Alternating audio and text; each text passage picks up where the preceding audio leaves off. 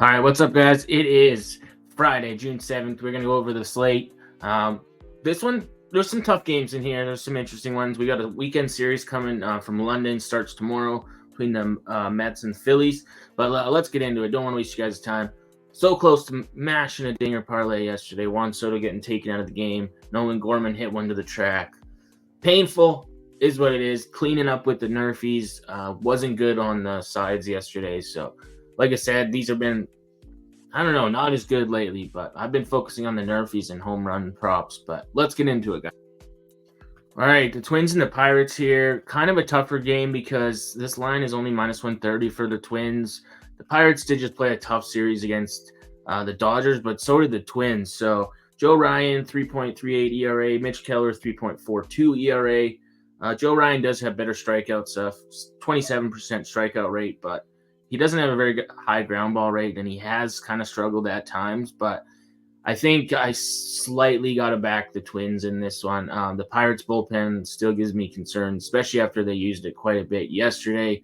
So I'm leaning to the Twins in this game. They've lost 4 of their last 5 games. This is a get right spot. They need this win. Pirates have won 3 of their last 5. So I mean, most people would take the Pirates here. I was on the Pirates yesterday. They came back, but they got dusted by 4 runs. So I just don't think I can back them in this situation. I got to go with the Twins.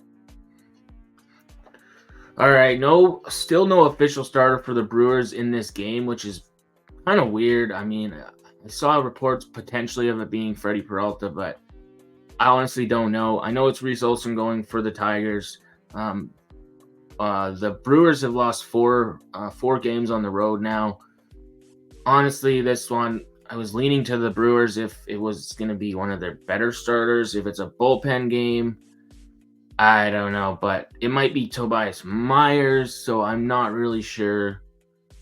It's weird not having a lot of information. So, I mean, I would, at this very moment, I'm just going to lean to the Tigers with the lack of information that we have. But if it is Freddie Peralta, I would take the Brewers.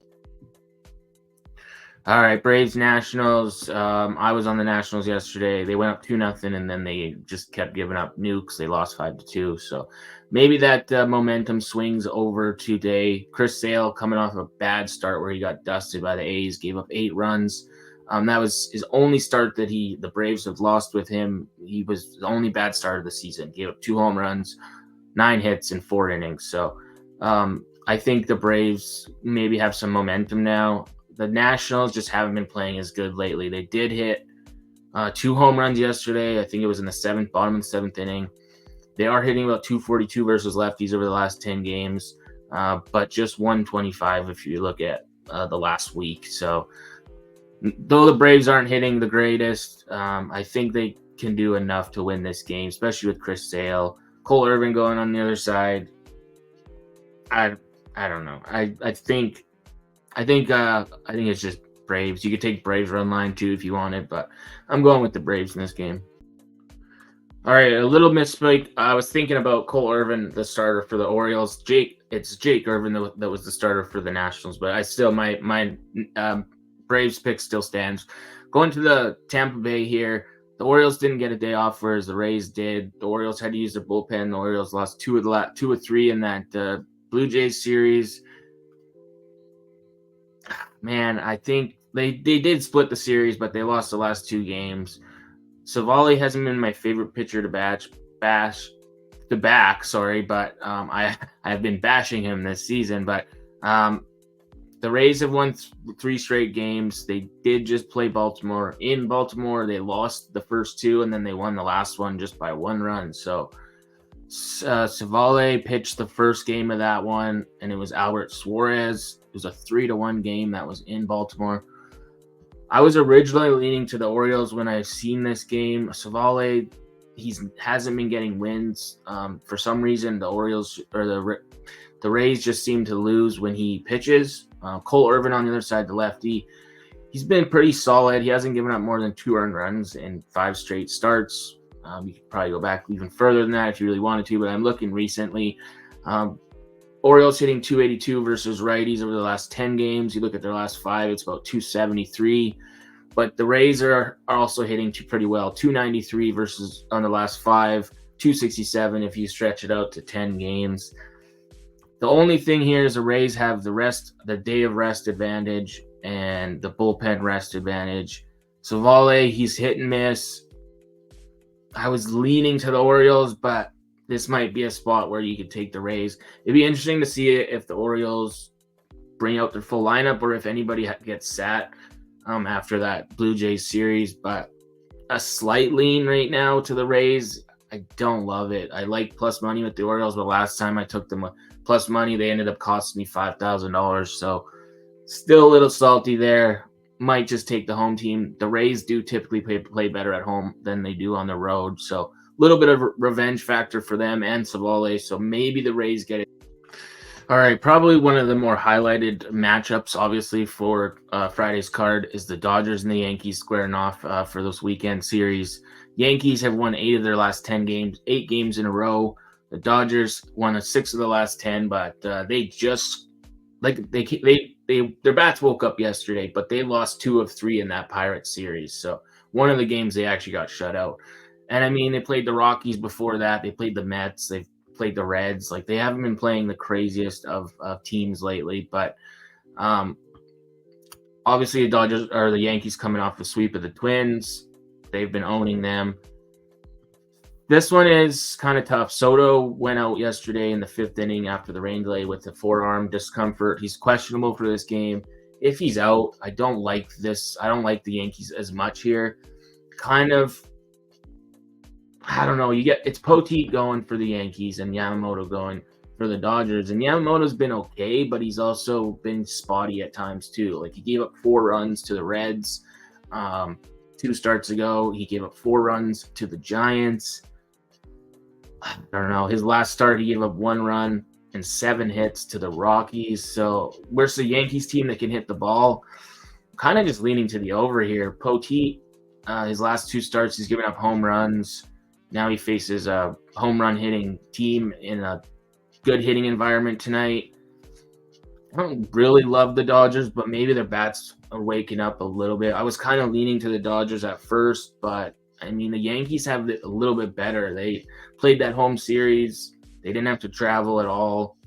The Dodgers have been struggling lately where the Yankees are hot, but the Yankees are underdogs here, and that kind of concerns me. I think the over might be a play here. I would like it at 8.5, not 9.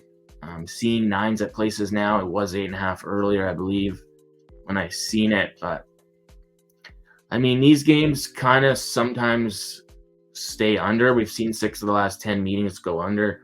I would really like to know Soto's status. If Soto's out, I don't like the over quite as much because that takes out a powerful guy that can not only get walks and get on base, but he can also, hit home runs and get RBIs. So him being out does make it a little bit tougher to look at this game.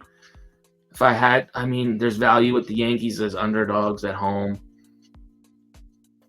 Man, this is truly a tough game. I mean, let's look, we'll go to the computer model and see what the computer model says in this one, because this is super tough. Honestly, it's basically got a 5-4. This is like a 5-4 game is what it's projecting. Slightly into the over, slightly into the Yankees. Yankees plus 1.5. It likes as a pretty good play. You have to lay some juice, but I mean, that might be the play. Yankees plus 1.5 in case this is a 1-run game. That might be the play instead of laying almost the same amount of juice with the Dodgers. Might be potential play there. Would like to know. All right, going to Cincinnati. We're going to see good hitting conditions again in Cincinnati like we seen yesterday. I did bet the Nerfy, but I didn't give it out in time because I bet it literally just before the game. And it 0-0 after 1, and then they started getting runs and hitting home runs and stuff. But we're seeing a 29 to 35% home run boost. We're seeing about a 9 to 10% run boost. Wind blowing straight out with that small outfield. This is going to make for a good hitting conditions. 10+ mile-an-hour winds. 2 teams that are hitting lefties really well right now. You look at the Cubs over the last 5 games, they're hitting 303 versus lefties, whereas the Reds are hitting 422. That's crazy. Even if you go to the last 10 games, the Reds are still hitting 337 versus lefties. So they're crushing lefties. They get Justin Steele here. He's kind of so-so. Nick Lodolo's been hit or miss too, but he's played in a little bit more lower scoring games, whereas Justin Steele he's susceptible to getting rocked. Both these pitchers can give up home runs here. The Reds have owned this season series so far. The Reds have won 7 of the last 10 games of them. 3 of the 4 head-to-head so far this season. The Reds have the bullpen advantage still in this one. I'm going to go with the Reds at home. I think they're just a little bit better form right now than the. All right, going to a team that generally bounces back after a loss. The Guardians have bounced back 5 times in a row now after a loss. So they've won, 5 in a row after they've had a loss. They're slight favorites here. Part of it has to do with this pitching matchup. Logan Allen, 5.83 ERA on the season, only a 19.7% strikeout rate. Weathers, he's 3.41 ERA. His fastball velocity has been good, 52.3% ground ball rate. Honestly, this could be a kind of a lower scoring game. I wouldn't be surprised being in Miami, but Cleveland, I think they're just a better team. The Marlins have lost 7 of their last 10 games. Guardians 6-10, just come off a 1-run loss to Kansas City. They did have to travel. Obviously, the Marlins had the day off yesterday. So, I mean, there is that. Logan Allen, I don't know. He's all right, but he also is not at times too. There's 2 of his last 5 starts he's given up 7 runs. So multiple home runs at times. I mean, and that was to the Tigers and the Rockies. So 2 bad teams where he got rocked. One of the games was in Coors Field, so I mean, take that for what it is. But man, Ryan Weathers, he's had some good strikeouts, been better lately, but he did give up 4 earned runs to the Rangers his last outing. I mean, this price is kind of fishy, and it is because the Guardians had to travel and stuff, but they typically bounce back after a loss. And I mean, I just slightly lean to the Guardians right here. I need a bigger plus price with the Marlins, especially in a matchup where I don't really love either pitcher. You could probably talk me off of this one just because of the disadvantage that the Guardians have with not having the day off. But yeah, I'm leaning to the Guardians at this very moment. When you look at the computer projection, it does have a decent edge to the Guardians as well. Has them winning by at least a run.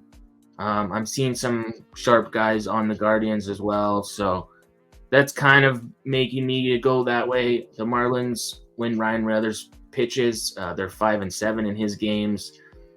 They're also 8-13 as a home dog, so not the greatest.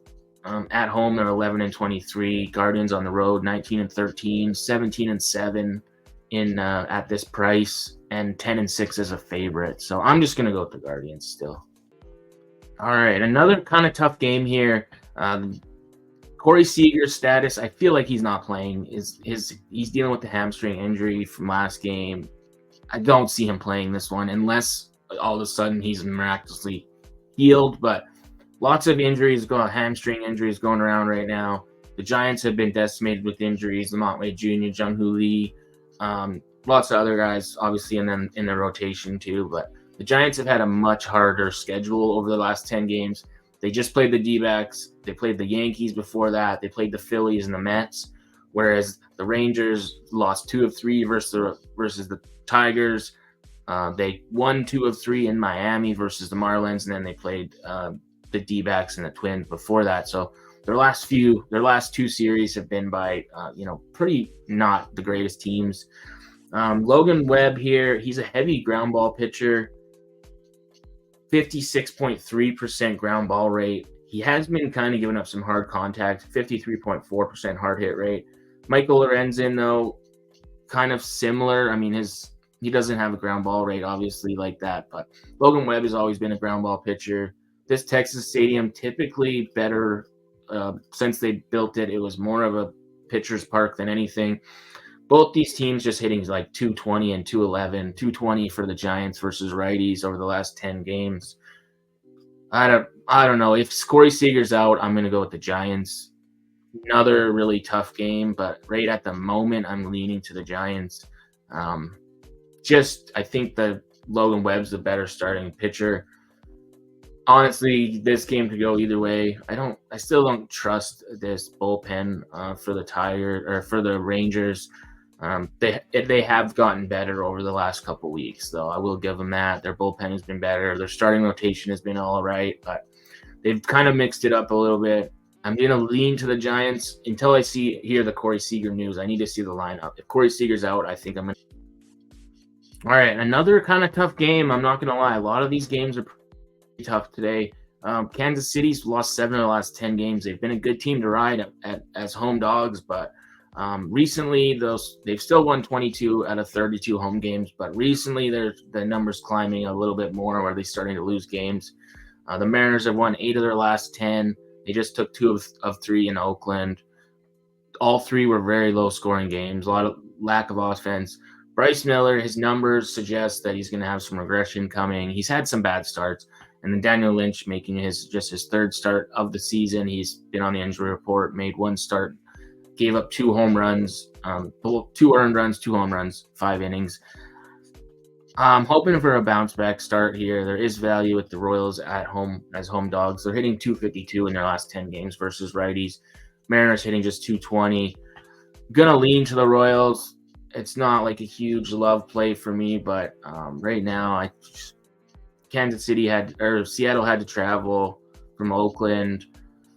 Their offense hasn't been stellar.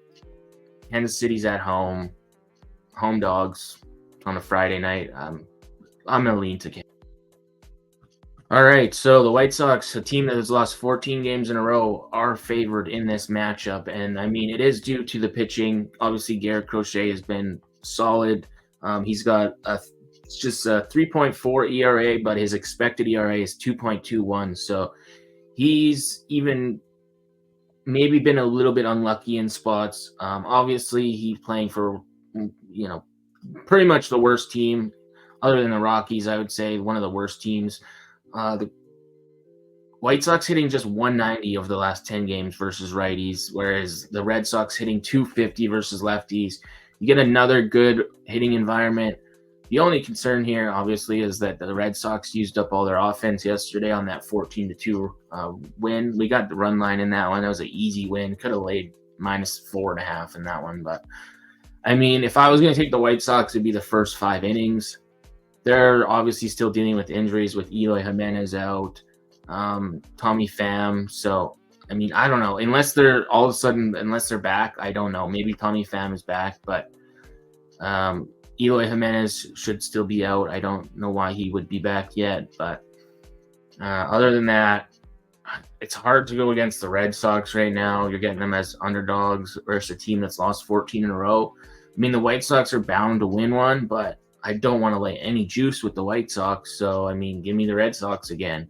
Yeah, they might have to get it done late in the game, but I mean, they're underdogs, and I'm not laying juice with a team that's lost 14 games in a row and just can't seem to hold leads.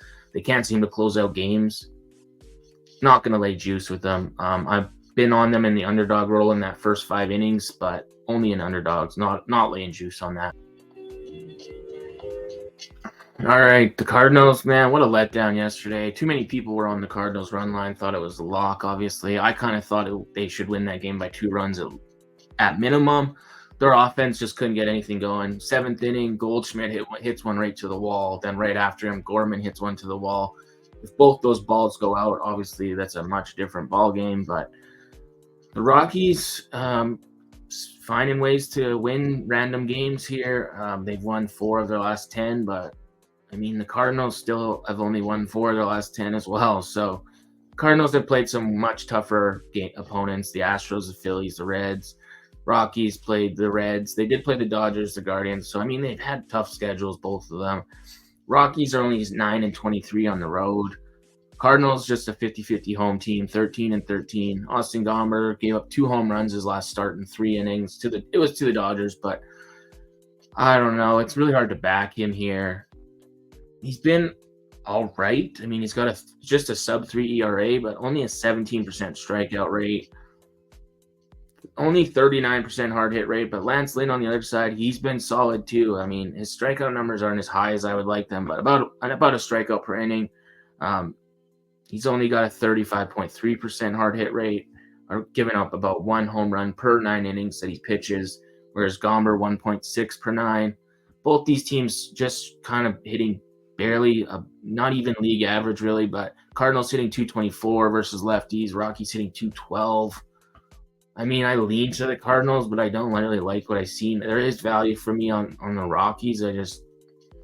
I don't know if they're going to be able to win this game. I think the Cardinals bounce back. Don't love it, honestly, after yesterday, but a slight lean to the Cardinals. I'm not laying the run line on this one. It would just be Cardinals, or I don't know. I really want to get there with the Rockies, not going to lie, at plus 150 or whatever they are. I'm just concerned that their bullpen might blow it if it's a one-run game, or else Gomber could get rocked early. But I was kind of leaning to the Nerfy in this game, honestly. I did play it yesterday. I might go back to it. We've seen some lower scoring games in the last couple times these teams have met, so I might take the Nerfy in this one. We'll have to see how the day goes. I'm not loving a lot of the Nerfy lineups today. It is going to get tougher with picking Nerfies as the wind picks up and the weather warms up and the hitting conditions get better and everything like that. But slight lean to the Nerfy. Right? All right, am I crazy for wanting to take the Angels with Griffin Canning here? I kind of am. I mean, they're underdogs for a reason, but I mean, they're hitting lefties well this season. 275 overall this season. You look at their last 10 games, they're hitting 303. So the Angels crushing lefties recently. They're at home, good hitting conditions as well. Griffin Canning, obviously, I have my concerns with. He's given up home runs in, I think, four straight starts. But, I mean, some of those have been just solo home runs. So he doesn't get a ton of strikeouts. The Astros don't strike out a ton. That is kind of the issue. I was kind of leaning to the total in this one, but I mean, some of the sharps are on the unders. It's kind of weird. We've seen two higher scoring games in Houston. Angels won the first one 9-7. Then the Astros won the next game 6-5. And then that was with Canning pitching versus Javier. And then the first game was Valdez and Detmers. And then the third game of the series, it was a 2-1 Angels win. That was with Tyler Anderson and Hunter Brown starting. I mean, the Angels just 10-21 at home, but the Astros are only 11-17 on the road. You're getting at least plus 140 with an Angels team that is won 2 of 3 on the series, hitting lefties well. You can maybe take the Angels' first 5 innings, so you don't have to worry about a bullpen explosion. But I'm just going to take the value with the Angels. I'm hoping for a big, lots of home runs in this game because I'm probably going to do a same-game parlay with the boost that I got. But I'm hoping for minimum 4 home runs, potentially 2 from each side. Guys to look at, obviously, with the Astros, you kind of know the go-tos. Bregman, Alvarez, Kyle Tucker, if he's in the lineup. I don't know what Kyle Tucker's status is at this moment, but Jose Altuve potentially. Obviously, we all know the usual suspects. I think Bregman and Alvarez will be my kind of go-tos if Tucker's out. They do have home runs off Griffin Canning in their history. Diaz has one as well, but he hasn't been hitting quite a lot of home runs. I think he's only got 6 on the season. 4 of those ones have come with right-handed pitching. Versus the Angels versus lefties, Joe Adell crushing lefties. He has 6 home runs now, batting .293. Taylor Ward and Kevin Pillar batting crazy .348 and .405. Only a couple home runs each, but still, Joe Adell has a home run versus Valdez. Luis Renifo has 2. Zach Neto has 2. Maybe a guy to look at that's kind of a sleeper. He's hitting .459 versus lefties. Only 1 home run, but he's hitting lefties well, getting on base. Renifo hitting .486 with a home run versus lefties. So, man, these Angels are all hitting lefties really well. They know Framber Valdez very well as well. So, I might be betting some home run props in this game. We'll have to see as the night goes on. This is a night game, but I'm going to lean to the Angels at plus money. It's crazy, I know, but hey, they could easily get this one done. This Astros team is up and down, so I'm not going to lay heavy juice with them. It's one of those ones where I'm taking the value here. I mean, if you want to take the Astros, go for it. I'm not going to talk you out of it, but I mean, Angels at home hitting lefties well. Give me the Angels. All right, really controversial ending to the game yesterday. Cronenworth, that pitch was way off the plate, called strike. Not the right call, obviously, but it was what it was. Ended the game. Padres fans are choked. Padres in general are choked. Now you go against Brandon Pfaadt here. Michael King going for the Padres. The Padres have not been the greatest home team. They're just 13-20 at home. The D-backs have won 7 of the last 10 meetings between these two teams, but Brandon Pfaadt can give up home runs. He can give up lots of hits. He's given up 4 earned runs in back-to-back starts, at least 2 walks in 3 of his last 5. I mean, I think Michael King is the better starter here. He's coming off back-to-back starts with just 1 earned run given up, limiting hits. Yeah, his last start, only 4 strikeouts in 7 innings, which kind of sucks, but it was the Royals. They don't usually strike out a ton. He did have 11 strikeouts versus the Dodgers earlier in the month of May. 11 strikeouts, shutout innings. It was 7. I think he went 7 shutout innings there. The Padres are hitting 308 versus righties, whereas the D-backs hitting just 238 over the last 10 games. When you go to the last 5, the D-backs getting a little bit better with the recent series that they had, hitting 265, whereas the Padres hitting 250.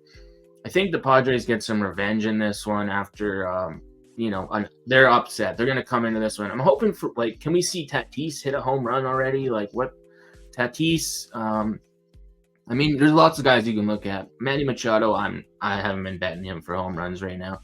He's not a guy I really like that much, but Tatis has 9. He's batting 307 versus righties. I think he could potentially hit one finally here. Let's see. You could look at a couple different guys. Jake Cronenworth, after that missed strike call, he's probably going to be wanting to crush the ball too. He's got 8 home runs, batting 277. Jurickson Profile, guy I don't mind. He can hit lefties and righties.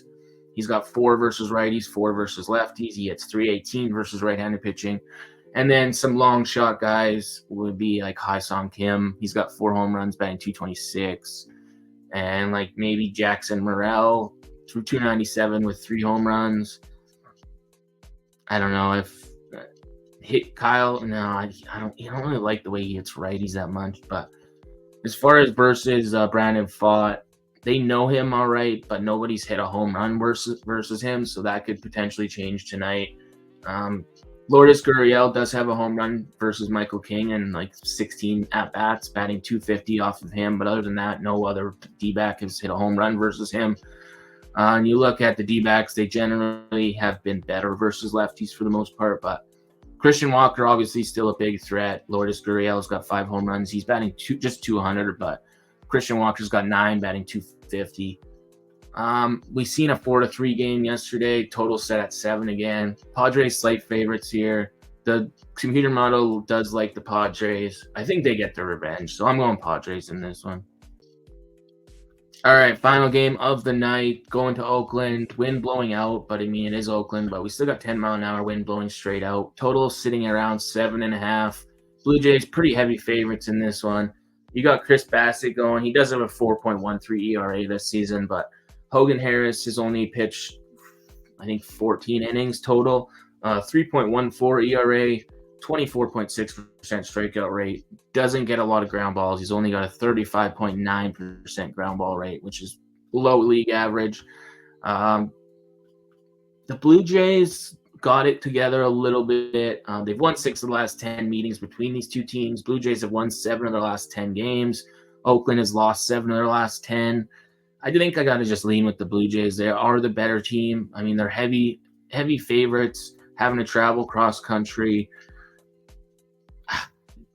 I do like the A's at times, but right now they're just not the greatest team to be back in. I took them once in that last game that they won. I did have them in that one that they won 2-1 versus the only game they won versus the Mariners, but they just got shut out yesterday. And I mean, Blue Jays offense started to pick up. Their bullpen did get shaky again, so Oakland does have the better bullpen in my opinion, but two teams not rested. I think you could say pretty confidently that Chris Bassett is the much better pitcher.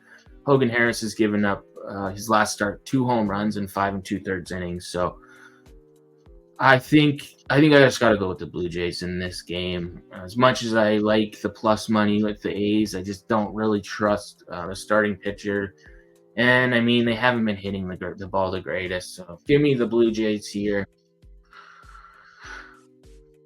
All right, that's all you got. This video came out late. I've been doing lots of other stuff, but trying to find something. Like I said, this is a tougher slate for me. Fridays, typically the favorites do well on Fridays, but he said doo-doo. Oh my God, what a day. Yeah, this one, there's some tough games, but I think the Braves should be able to get a win here. I do like the Reds. Guardians need to bounce back. Can't back the White Sox. Definitely can't lay the juice with the White Sox, no matter who's pitching. Their bullpen just terrible. So I think I got to go back to the Red Sox. If the Cardinals can't win and beat the Rockies today, I don't know. Blue Jays should win. Hoping for a big underdog win with the Angels. Lots of home runs in that game. And the Padres need to bounce back. But like I said, it is a tougher slate. Probably not going to be going crazy as far as parlays and stuff like that. I don't even love a lot of the nerfy matchups, but we'll see as the day goes on. Bet responsibly, guys. Make sure to follow me on X. I try to post slips on there if I get them in before enough time for people to tail them. Yesterday, heartbreaker with the home run parlay, but so close. 4 out of 6 is what it is. Should have been able to hit that one for about 80 plus thousand, but it is what it is. It's gonna happen. We're gonna go 0 for 6. We're gonna go 0 for 8. We're gonna also go 8 for 8, 6 for 6, 4 for 4, 3 for 3. We're gonna hit. It's early. Summer's just getting started, so let's have a good one. Let's make some money. Let's bet responsibly, and don't forget to like this video, subscribe to the channel if you got any value off it. I know these videos typically end up being long. Most people can't watch them. People have jobs and lives and stuff that they do, and but just trying to do my part and trying to help people with what I got. I am, still in that 5-year range for sports betting. So I haven't been sports betting full time for very long. So take it for what it is. Just trying to give you guys information that I got and help you guys make some informed decisions.